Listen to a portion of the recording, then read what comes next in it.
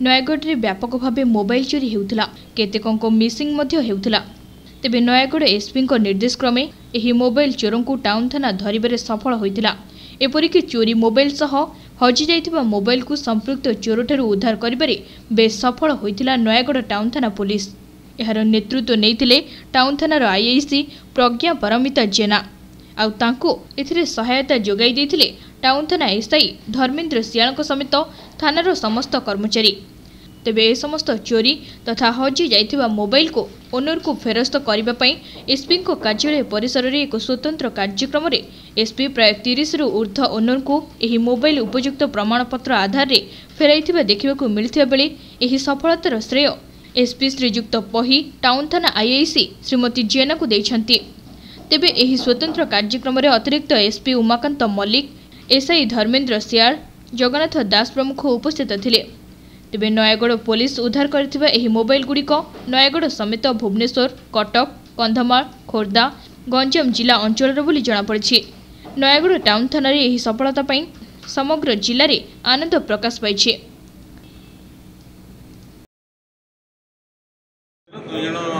स्नाचर को धरती दुईटी सुना चेन उद्धार कर मोबाइल किसी आम जबरदस्त कर जोड़ा से चोरी करते अन्य किसी मोबाइल जोड़ा मिसिंग भी होता से गुड़ा आम खोजिक बाहर करूँ। प्राय 40 गोटी मोबाइल 10 गोटी चोरी केस 30 गोटी मिसिंग केस मिसिंग सब होता है। 40 गोटी मोबाइल आम उद्धार कर जो मैंने तार एक्चुअली प्रमाण देखी पार्टी जो मैंने ओनर तार आम आज डाकी समस्त नयगढ़ रामकृष्ण रथक रिपोर्ट, तीर्थक्षेत्र लाइव।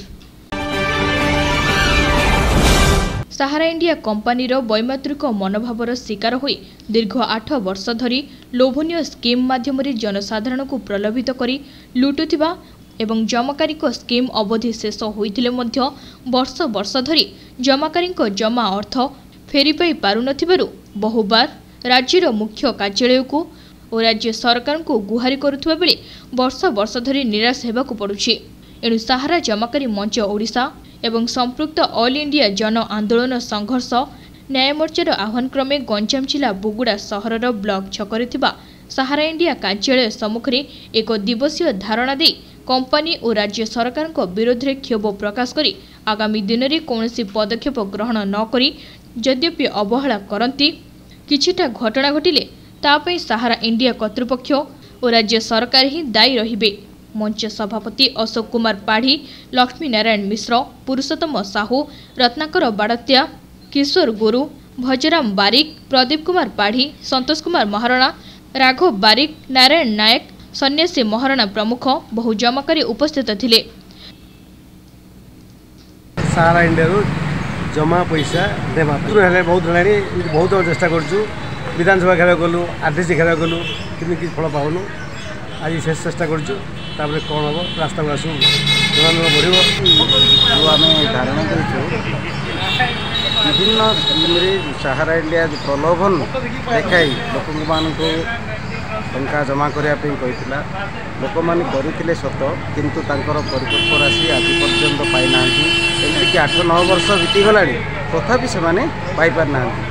बारंबार ऑफिस को आसिले सत्व ऑफिस कर्मचारी माने तारीख पर तारीख बारंबार प्रलोभन देखाई से माने मिछ प्रलोभन देखाई से ठकी चली एमतीक उच्च पदस्थ अधिकारी को जनइले सी एभली विभिन्न प्रकार तारीख पर तारीख मान बढ़ई चली विभिन्न दफ्तर को आम जा कलेक्टर पाखक 3 थर जाइछु मुख्यमंत्री द्वारा को गोटे थर जाइछु एमती आरडीसी घेराव करूँ भंजनगर रिजन ऑफिस आउ जोन ऑफिस भुवनेश्वर को जाइलु घेराव करने तथापि तार किसी फल मिलला नहीं। एमती कि आम बाहर राज्य बाहर जमीक आम भारत राजधानी दिल्ली को जाई आंदोलन करूँ से आंदोलन में किसी सुफल मिललानी किंतु आम भारत राष्ट्रपति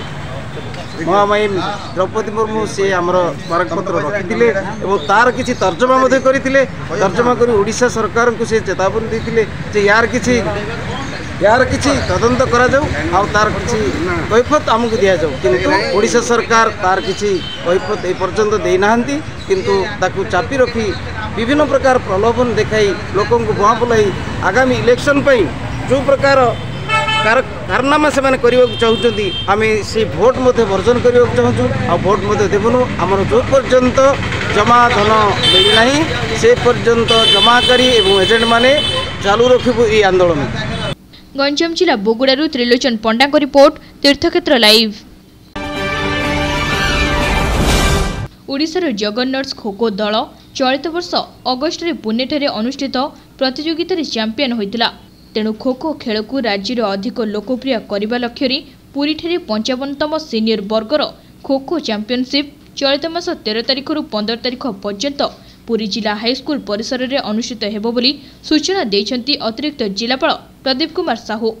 शुक्रवार पूर्वाह्न सर्किट हाउस ठारे एही उपलक्ष्य अनुष्ठित गणमाध्यम प्रतिनिधि मानक बैठक में सूचना दी श्री साहू एही चैंपियनशिप को भव्य सुंदर और श्रृंखलित भाव आयोजन पर समस्त व्यवस्था करा जायथिबा कहिसेंति। प्रतियोगी माने विभिन्न जिल्लारू आसुथिबारु सेमानकु ओ अधिकारी सहयोगी मानक रहणी व्यवस्था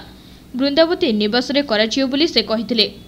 एही बैठक में जिला क्रीड़ा अधिकारी चंदन साहू समस्त को स्वागत करने सह प्रारंभिक सूचना देथिले। एथिरे खोखो संघर कोषाध्यक्ष चौधरी पार्थ सारथी महापात्र पुरी पौरपालिकार परामर्शदाता ज्योतिप्रकाश दास और गणमाध्यम प्रतिनिधि माने उपस्थित रहिथिले।